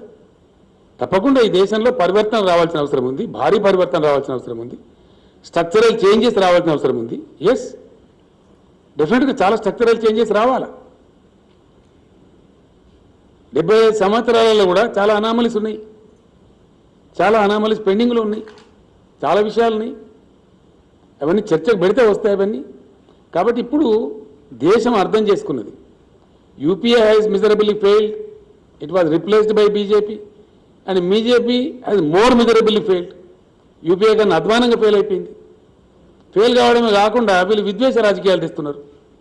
యూపీఐలో అది లేకుండా అట్లీస్ట్ వీళ్ళు ఒక ద్వేషం, విద్వేషం రోజు పొద్దున్న లేస్తే అది ఎన్నిక వస్తుందంటే ఒక కథ, ఒక ఉద్వేగ పరిస్థితి క్రియేట్ చేయాలి, దాన్ని ఎన్కాష్మెంట్ చేసుకోవాలి. ఏం ఉపన్యాసాలు వింటున్నామండి ఈ దేశంలో? ఏం ఎన్నికల్లో మాట్లాడే ఉపన్యాసాలేనా? ఒక చెన్నారెడ్డి గారు మసీదు పక్కన నిలబడి పంచండి అని చెప్పి చేసి మాట్లాడండి అని చెప్పి 6 ఏళ్ళు బార్ చేసింది, ఆయన డిబార్ చేశారు, ఆయన సభ్యత్వం తీసేశారు మన రాష్ట్రంలో. ఈరోజు నిన్నగాక మన జరిగిన ఉత్తరప్రదేశ్లో ఏందండి, ఏమేం జరిగింది? మాకు ఓటు అయిపోతే నేను ఫలానా మతం అని పేరు పెడతాం. ఈ భాష ఉపన్యాసాలు చెప్తున్నారు. ఇది వాంఛనీయమై దేశంలో? ఈ పద్ధతేనా? ఫ్రీ విల్ ఉందా కంట్రీలో? ఉంటుందా? ఇదే పద్ధతి కొనసాగచ్చునా? It's not correct, not at all correct. చాలా దుర్మార్గపూరితమైనటువంటి ప్రచారాలు జరుగుతున్నాయి. అది ఎంతవరకు మంచిదండి? దేశాన్ని ఎక్కడ తీసుకుపోతుంది? ఎవరు మేలు కోరుతుంది నాకు అర్థం కాదు. ఎవరు మంచి జరుగుతుంది? మీ విలేకరులు మాత్రం వాంఛిస్తుండ్రా ఈ పరిస్థితిలో ఉండాలని? హైదరాబాద్ ప్రశాంతంగా ఉండన్నా, విద్వేషాలు రావన్నా? హైదరాబాద్లో పిల్లలకు ఉద్యోగ అవకాశాలు పెరగన్నా, ఉన్న ఉద్యోగాలు ఊడిపోవన్నా? హైదరాబాద్ పెట్టుబడులు వచ్చేది బంద్ కావన్నా, పెట్టుబడులు పడతా పెరగన్నా? Come on decide. That is what we are demanding. China నుంచి అనేక పరిశ్రమలు పోతున్నాయి. ఎందుకు వస్తలేవండి భారతదేశం? ఎందుకు ఆకర్షించలేకపోతున్నాం? What is the reason? లక్షల కోట్ల పెట్టుబడులు తల్లిపోతా ఉన్నాయి చైనా నుంచి. Why India not able to attract? Who will answer this? ఇట్లా 1,00,000 ఉన్నాయి. నేనేమంటున్నా అంటే విలేకరు సోదరులతో ఒకటే మాట, డెఫినెట్లీ నేను మీకు చెప్పిన చాలా స్పష్టంగా ఇప్పుడు కూడా చెప్తున్నా, మాకు నీతి నిజాయితీ ఉందండి, ధైర్యం ఉంది, ఏం చెప్పినా స్పష్టంగా చెప్తాం, అరమరికలు ఉండయి, అట్లాంటి అవసరం లేదు. 100కు 100% నేను కీలక భూమిక పోషిస్తా అని చెప్పిన. జాతీయ రాజకీయాలలో బహుముఖీన పరివర్తన, స్ట్రక్చరల్ చేంజెస్తో కూడినటువంటి, మీరు రాసుకోవచ్చు, బేసిక్ స్ట్రక్చరల్ చేంజెస్తో కూడినటువంటి పరివర్తన రావాల్సిన आवश्यकता ఉంది.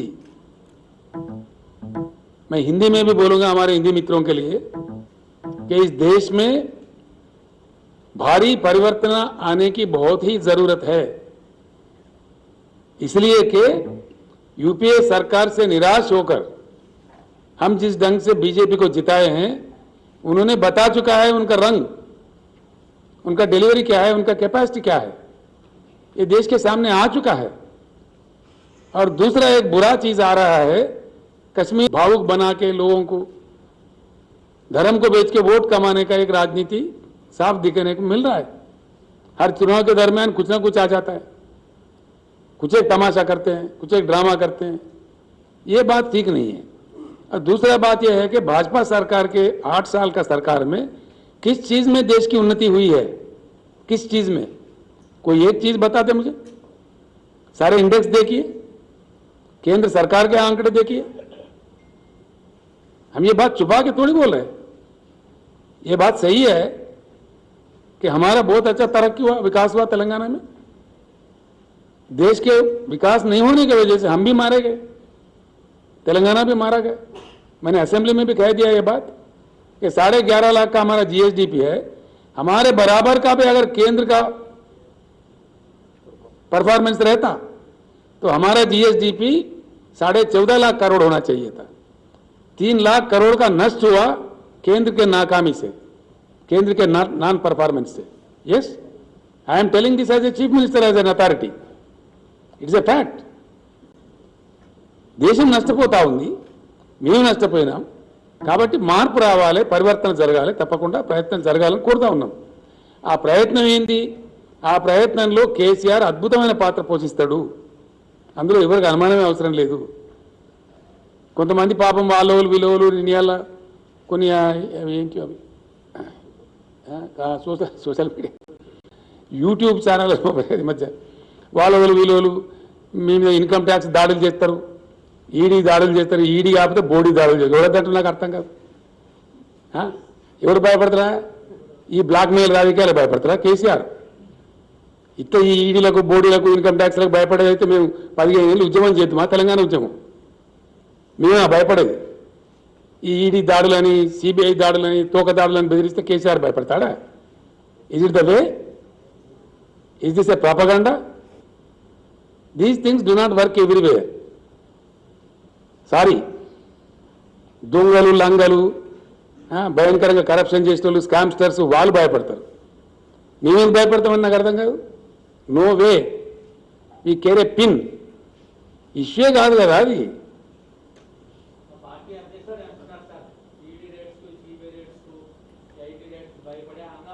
నేను ఏమంటున్నా అంటే హంగామా చేస్తారా? హంగామా చేస్తారా? హంగామా చేస్తారా? ఎవరన్నా నిజంగా ఈడీ రేట్స్కి భయపెట్టేవాళ్ళు భయపడతారు. ఈ పిట్ట బెదిరింపులకు, ఈ ఈడీ బీడీ బెదిరింపులకు, నీ బోడీ బెదిరింపులకు ఎవరు భయపడాడు? దా మోస్ట్ వెల్కమ్ కమ్.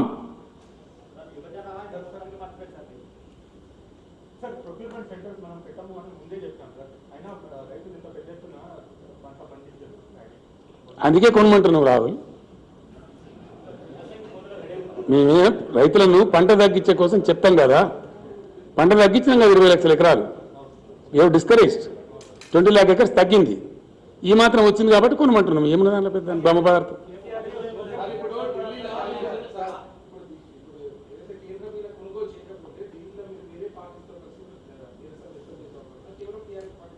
మేము ఏం చేయాలన్నప్పుడు మీకు చెప్తామండి అని చెప్పినా కానీ రాష్ట్రం ఏముంది? ఏమేం చేయాలో చేస్తాము. ఇండియా గేట్ దగ్గర కొంచెం వస్తాం, వడ్లు కూడా పోయామా? డెఫినెట్గా వస్తాం. Yes please.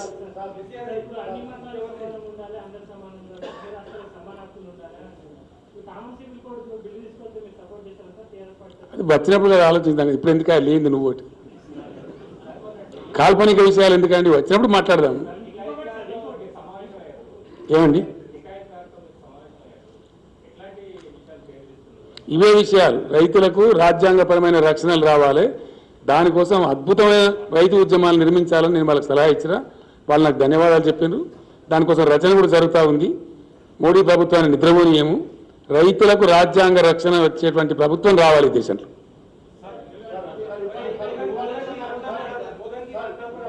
एक मिनट बैठे रहो. किसमें भाई? यही तो है ना तमाशा. शिवाजी महाराज को लाओ, कहीं कोई महाराज को लाओ, बिठाओ, परमिशन मत लो. म्युनिसिपालिटी का क्या गुंडागिरी है? नहीं, क्या गुंडागिरी है क्या? नहीं, गुंडागिरी करना चाहिए था क्या?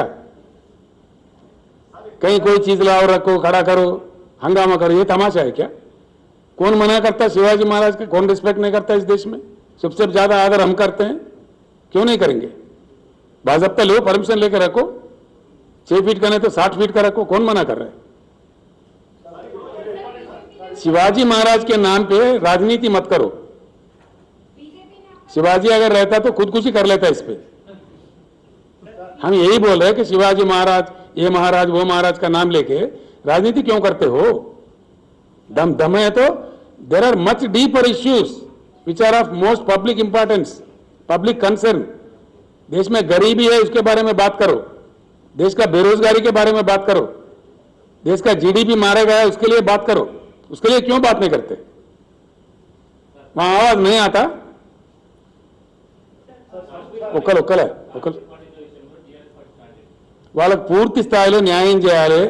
కేంద్రం శుష్కప్రియాలు శూన్యాస్తాలతో వాళ్ళ మీద సినిమా చూపించి రాజకీయ సొమ్ము చేసుకుంటుంది తప్ప వాళ్ళకి న్యాయం చేస్తలేదు. నేనంటే వీళ్ళు కాశ్మీర్ పండితులు అంటుండ్రు. నిన్న ఇవాళ స్టేట్మెంట్లు ఇచ్చిన టీవీలకు వాళ్ళు బీబీసీ టెలికాస్ట్ చేసింది. It's all political drama played by BJP for 24 elections అని స్పష్టంగా కాశ్మీర్ పండితులు వాళ్ళ క్యాంపులో చెప్పిండ్రు. మీ వీడియో కావాలన్నా చూపెట్టన్నా? ఒప్పుకుందా?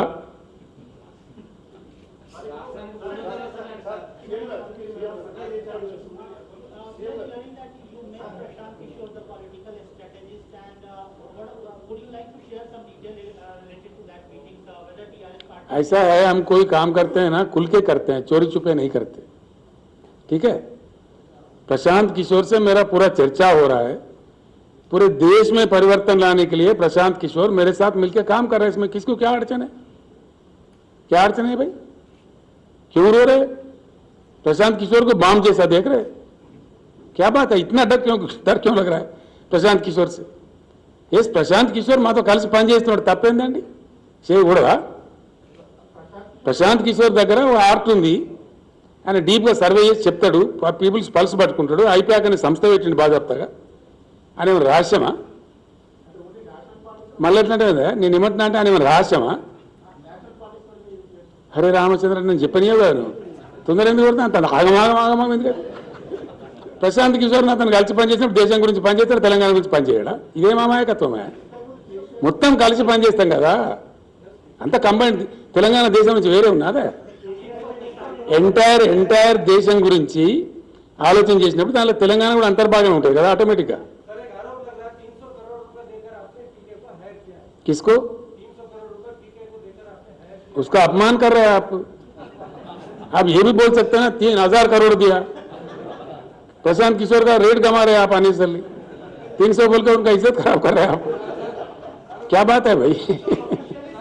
एक बात आपके फायदे के लिए बोल रहा हूं.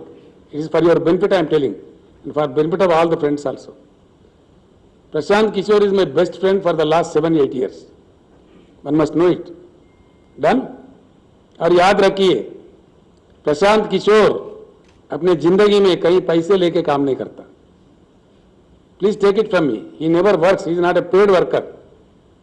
Yes, you people don't know who is Prashant Kishor, what is his commitment for the nation. आप लोगों को जानकारी नहीं है. I am very sorry for that. इसलिए मुझे कहना पड़ रहा, मुझे पेन हो रहा है कि अच्छा आदमी को बदनाम किया जा रहा है. कहीं कौन साबित कर सकता है कि आदमी को आओ बोलो प्रशांत किशोर पैसे लेके किसी के लिए काम किया? किसी के पास है? कोई रिपोर्ट है? कोई बता सकता है? నేను ఏమంటున్నా అంటే ఆయన ఎప్పుడు కూడా ఎవరి డబ్బులు తీసుకోలే. మీకు for your information, Prashant Kishor బీజేపీకి పనిచేసిండు, జగన్మోహన్ రెడ్డికి పనిచేసిండు. ప్రశాంత్ కిషోర్ మొన్న మమతా బెనర్జీకి పనిచేసిండు. ఎవరు రిక్వెస్ట్ చేస్తే వాళ్ళకి పనిచేసిండు. 12 రాష్ట్రాలలో పనిచేసిండు. ఆయన నేషనల్ పాలిటిక్స్లో కూడా పనిచేసిండు. స్టాలిన్ కుమార్ తమిళనాడులో పనిచేసిండు, చాలా మందికి పనిచేసిండు. బీహార్లో చాలా చోట్ల చేసిండు ఆయన. ఈరోజు నేను అడిగితే దేశ రాజకీయాల మీద ఆయనకు అవగాహన ఉంది కాబట్టి, 12 రాష్ట్రాల్లో పనిచేసిన అనుభవం ఉంది కాబట్టి, తప్పకుండా జాతీయ రాజకీయాలు ప్రభావితం చేయించడానికి కేసీఆర్ ప్రబల నిర్ణయం తీసుకున్నాడు కాబట్టి, ప్రశాంత్ కిషోర్ నేనే పిలిచినా, నేనే ఇన్వైట్ చేసినా బ్రహ్మాండంగా పనిచేస్తున్నాం. ఎందుకు బాంబు పడేట వదిలిపెడుతున్నారండి? అదే పెద్ద రహస్యంలాగా, కొత్త విషయంలాగా ఏమున్నది దాని నాకు అర్థంగా. 100% ఈజ్ ఎ కమిటెడ్ పర్సన్. ఈయన చాలా రోజులు ఫారిన్ దేశాల్లో ఉద్యోగాలు చేసిండు. ఆయన యుఎన్ఓలో పనిచేసిండు. ఈ worked for so many countries. ఇండియాకు వచ్చిన తర్వాత అతని ప్రయత్నం అతను చేస్తున్నాడు.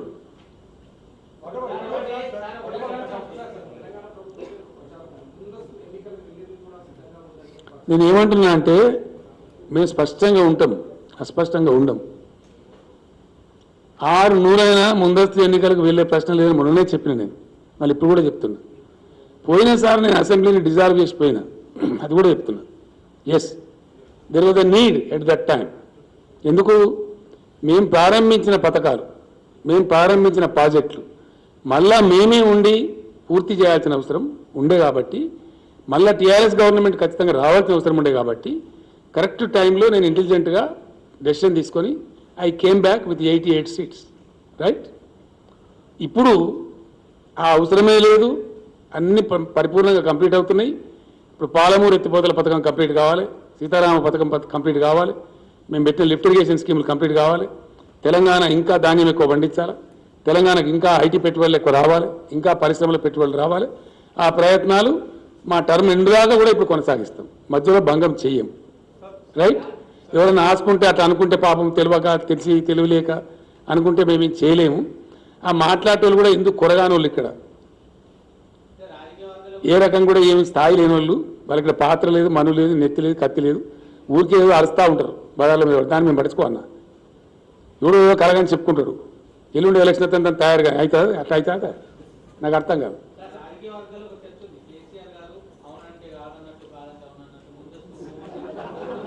నేనేమంటున్నా అంటే ఎవరో తేడా కాలట్లా అనుకుంటారు పాపం.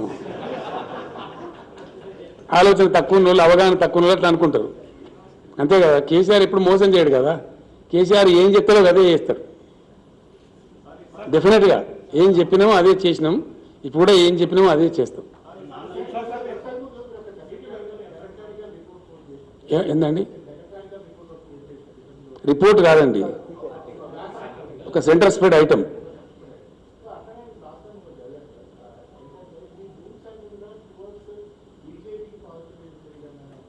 ఏంది ఇవాళ చెప్పింది ఆయన కథ? ఇవాళ రాసింది చెప్పి, ఇక్కడ రాసింది. ఈ డోంట్ నో అంటే నేనేం చెప్పాలి కదా? నీకే డోంట్ నో అన్నాడు ఎట్లా? నీకు డోంట్ నో అన్నాడు తావా క్వశ్చన్. చెప్పండి. నేను మళ్ళీ చెప్తున్నా మీకు, మొట్టమొదటిసారి మేము 63తో గెలిచినాం, మొన్న 88తో గెలిచినాం. రైట్? ఈసారి మేము 95 నుంచి 105 మధ్య ఉంటుంది మా సీట్ల సంఖ్య. You write it please, for God's sake. 95 to 105 మధ్య గెలుస్తాం మేము. మీకు ఒక 25 days తర్వాత ఒక రిపోర్ట్ కూడా ఇస్తాను నేను, మీరే ఆశ్చర్యపడతారు. ఎస్, ఈ మధ్య వినండి, మీరు అడిగి పూర్తిగా చెప్పాలి కదా. Our seats are going to be 95 to 105 మధ్య ఉంటాయి. నిన్ననే నాకు లేటెస్ట్ రిపోర్ట్ వచ్చింది, 3 డిఫరెంట్ సంస్థలు చేసిన సర్వే. వాళ్ళు 30 సీట్లు సర్వే చేశారు. 29 మేము గెలుస్తున్నట్టు 0.3%తోని ఒక సీట్ పోతున్నట్టు వచ్చింది. జస్ట్ 0.3, 1%. అంటే ఏందని అర్థం? 30లో ఒక సీటు పోతే 120లో 4 పోతాయని అర్థం. 30కి 1 అంటే that is going to the result, take it from మీ.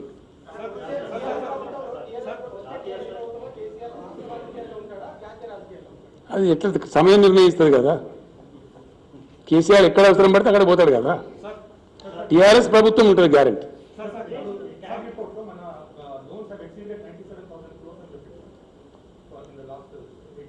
ఏ కాగా నాకు అర్థం, నీ సపరేట్ కాగేమని ఉందా?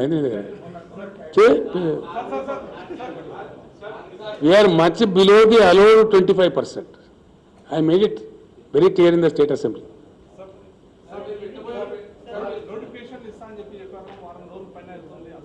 టైం పడుతుందా బాబు? గట్టిస్తారా? ఎక్కడ తట్టించి ఆయన కోర్టు కేసు పెడతారా? 80,000 ఉద్యోగాలు నింపుతామన్నాం, నింపి తీరుతాం గ్యారంటీగా. Don't be hasty. అది నాకెట తెలిసి నాకు అర్థం కాదు. నేను ఏమంటున్నా అంటే, నేను వేదిక పెడతానా, ఫ్రంట్ పెడతానా, పార్టీ పెడతానా, నాకే సరిగ్గా తెలియదు ఇప్పటికీ. You see discussions are under way. క్లియర్గా చెప్తున్నాను, నేను అనుమానం అక్కర్లేదు. ఇప్పుడు ఎట్లా ఉంటుందంటే, కల్పన లేని వాళ్ళు ఉంటారు, అవగాహన లేని వాళ్ళు ఉంటారు. For your information I'm telling, TRS party పెడుతున్నప్పుడు నా పాత మిత్రులు కొందరు వచ్చిన క్లాస్మేట్స్ ఏమవుతుందని అడిగారు. పంచాయతీరాజ్ ఎలక్షన్ లాంచింగ్ ప్యాడ్గా నేను పోతున్నాను అని చెప్పాను. అంటే ఎప్పుడు పెడతావు పార్టీ అని అడిగాను. సుప్రీంకోర్టులో కేసు పెండింగ్ ఉంది, 2001 సంగతి అని చెప్పి, ఆ దాని జడ్జిమెంట్ని అనుసరించుకొని నేను పెడతా అని చెప్పి. నేను వెయిట్ చేస్తున్న సుప్రీంకోర్టు జడ్జిమెంట్ వచ్చింది. అప్పటికే టీఆర్ఎస్ జెండా, టీఆర్ఎస్ ఫస్ట్ క్యాసెట్ అన్నీ రెడీ చేసి నేను బీరువాల పెట్టి తాళం వేసి పెట్టాను. ఇది బయట చాలామంది తెలియదు, రైట్? సుప్రీంకోర్టు జడ్జిమెంట్ వచ్చిన మరుక్షణం నేను కొంత పద్ధతి పాటించే మనిషిని కాబట్టి అయ్యగారులను అడిగి ముహూర్తం తెలుసుకొని నిర్ణయం ఖరారు చేసి పెట్టేసినాం. ఆ టైంలో నా ఫ్రెండ్స్ వచ్చారు, వచ్చి ఇదంతా సినిమా చూపించినట్టుంది, నువ్వు పార్టీ పెట్టుడు, పంచాయతీరాజ్ ఎలక్షన్ పోటీ చేసుడు, నీకు అభ్యర్థులు దొరకడు, నువ్వు గెలుచుడు ఉంటుందా అన్నారు.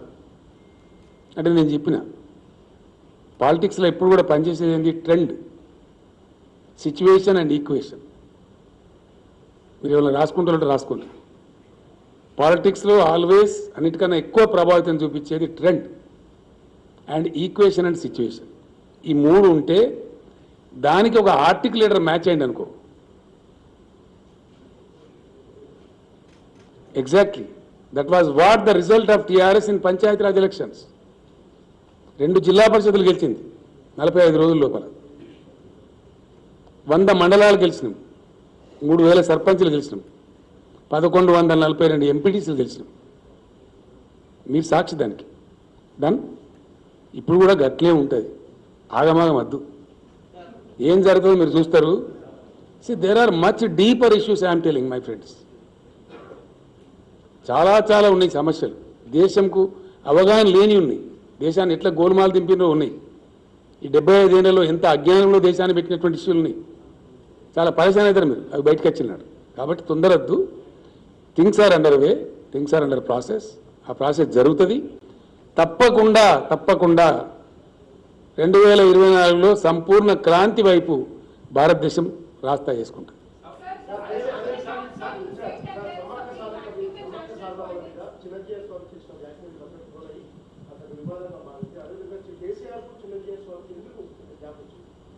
గ్యాప్ వచ్చిన నీకెవరు చెప్పిండ్రా?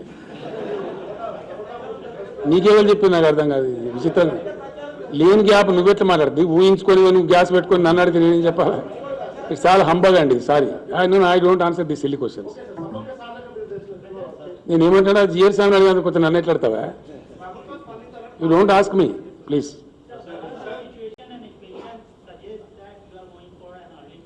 What is that?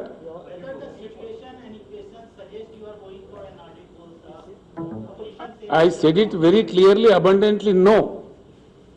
That question does not arise. Sir, you said that there is a huge vacuum over national politics. So will you be going forward with the front, or will you be leaving, because you have been meeting a lot of leaders across the country? See, I have very clearly said it, very clearly, that there is a void, there is a vacuum in the national politics of India, right? I am pursuing national politics now. There is no hanky-panky. I am doing my piece of job. I have to meet so many other friends who are playing a major role in this country's politics. We are trying to form into an opinion. Thereby what happens, let us see. How to fill up that gap. We will certainly take a decision. It will be qualitative and ultimately it will prove quantitative also. And I assure you, from 2024, India will pursue a new path of Kranti. New path of Kranti. You will see it, right? Once KCR said it will happen. ఎవరితోనండి? ఏం అర్థం కాదు. ఎవరితోనండి? నేనేమంటున్నా అంటే ఇప్పుడు అన్ని budget సెషన్లు జరుగుతున్నాయి. మనం మాట్లాడినాము, ఆల్ బడ్జెట్ సెషన్ సార్, కొన్ని ఏమో కంప్లీట్ అయినాయి, కొన్ని ఆఫ్ ద వే ఉన్నాయి, కొన్ని జరుగుతున్నాయి. షార్ట్ పీరియడ్లో తప్పకుండా అందరం కలుస్తాము, మాట్లాడతాము. సీఎంలో ఉండాల్సిన అవసరం లేదు. కొందరు సీఎం లేని నాయకులు కూడా పెద్ద నాయకులు ఉన్నారు, వాళ్ళందరూ కూడా వస్తారు, మాట్లాడతారు తప్పకుండా. కొన్ని ఐడియాస్ ఉన్నాయి, ఒక్కొక్కరికి ఒక ఐడియా ఉంది. ఒక ఆయనకు ఒకటి పద్ధతి ఉంది, ఇంకొక ఆయనకి ఇంకో పద్ధతి, ఇంకో ఆయనకి ఇంకో పద్ధతి. అన్ని కలగలిపి what is really going to be the best for 2024. డెఫినెట్గా కదిలించాల్సింది భారత ప్రజానీకాన్ని. ప్రజానీకాన్ని నలుగురు నాయకులను, ముగ్గురు ముఖ్యమంత్రులను కాదు. I think you are getting my point. కదిలించాల్సింది మాసెస్, కదలాల్సింది కూడా మాసెస్. అందుకోసం ఏ ప్రక్రియ అవసరమో ఆ ప్రక్రియ అవలంబిస్తాం. డన్. రిటైర్డ్. మీకు చాలా విషయాలు నేను చెప్పాల్సినవి ఇప్పుడు ఒప్పుకుందా? మేము అట్లా అల్లా తప్పగా చేయం. ఏం చేసినా కూడా దేశంలో అడ్వకేట్ల సంఖ్య 20 లక్షలు ఉన్నది. వాళ్ళందరినీ కదిలిస్తాను. ఇంత పెద్ద సబ్జెక్ట్ చెప్పాను. దేశంలో 1018 యూనివర్సిటీలు ఉన్నాయి. ఆల్రెడీ వర్క్ స్టార్ట్ అయింది. వాళ్ళని కదిలిస్తాను. డన్. దేశంలో 45,000 నుంచి 65,000 వరకు గ్రాడ్యుయేషన్ కాలేజీలు, డిగ్రీ కాలేజీలు, ప్రొఫెషనల్ అన్నీ కలిపి. డన్. అటు సైడ్ పోయింది. అది కూడా జరుగుతుంది పని. వర్క్ స్టార్ట్ అయింది. అండ్ ఏం అరమరికలు ఇవ్వండి. I said I'm doing my piece of work. నేను ఒకసారి అన్నా అంటే ఊరుకుంటున్నా? తప్పకుండా పని చేస్తా కదా. రోజుకో 3-4 గంటలు దాని మీద సీరియస్ పని జరుగుతుంది. ప్రశాంత్ కిషోర్ నాతో కలిసి పని చేస్తానని చెప్పినా కదా. ఆయన పని ఆయన చేస్తూనే ఉన్నాడు. మాట్లాడుతూనే ఉన్నాం. చాలా రాష్ట్రాల నుంచి నాకు ఫోన్లు వచ్చినాయి. చాలా మాట్లాడుతున్నాం. ఎవరికి ఉండే అవగాహన వాళ్ళు చెప్తున్నారు. అవన్నీ షేర్ చేస్తున్నాం, మాట్లాడుతున్నాం. అన్నీ కలిపి మాట్లాడి ఒక వేది మీదకి తెచ్చి ఆ వేదిక ఏంటనేది మీ ముందుకు వస్తుంది బ్రహ్మాండంగా. దానికి ఎంత స్పాన్ అవసరం, ఎంత టైం అవసరం, ఏ టైంకి రావాలి, ఎట్లా రావాలి, పరిపూర్ణమైన పద్ధతిలో చాలా పరిపూర్ణంగా వస్తుంది. పరిపూర్ణమైన విజయాన్ని కూడా సాధిస్తుంది. దానిలో ఏం డౌట్ అవసరం లేదు.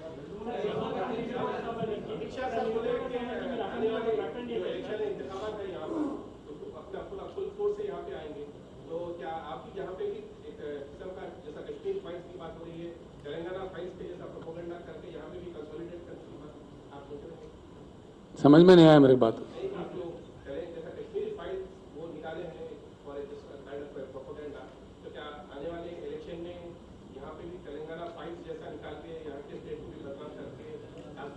आपको समझ में नहीं आया बात, इसलिए मैं साफ कह रहा हूं ना. बात हो हिंदुस्तान में तो हमारे पानी के फाइल्स पे हो, हमारे उद्योग के फाइल्स पे हो, हमारे डेवलपमेंट के फाइल्स पे हो, हमारे बेरोजगारी के फाइल्स पे हो. वो फाइल्स हम भी हिंदुस्तान के सामने रखेंगे. ठीक है.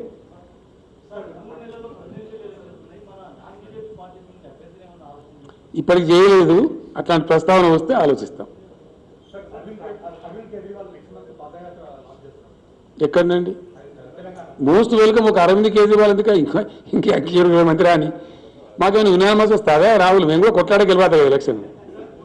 చాలా మంది వస్తారు ప్రయత్నిసి. ఎవరి ప్రయత్నం వాళ్ళు చేస్తారు. దానికి తప్పే ఉందండి? నాకు అర్థం కాదు. What is wrong? డెమోక్రసీలో ఎవ్రీబడి ఈజ్ వెల్కమ్. ఎవరి ఎఫర్ట్ వాళ్ళు చేస్తారు. దానికి నథింగ్ రాంగ్. ఏందండి? మేము సత్యనే చేయమండి. పాదయాత్ర చాలా ఓల్డ్ టాక్టిక్స్ బదులు అయిపోయింది. అది ఎగ్జాస్ట్ అయింది. ఇలాగ అంతా కూడా చేసుకుని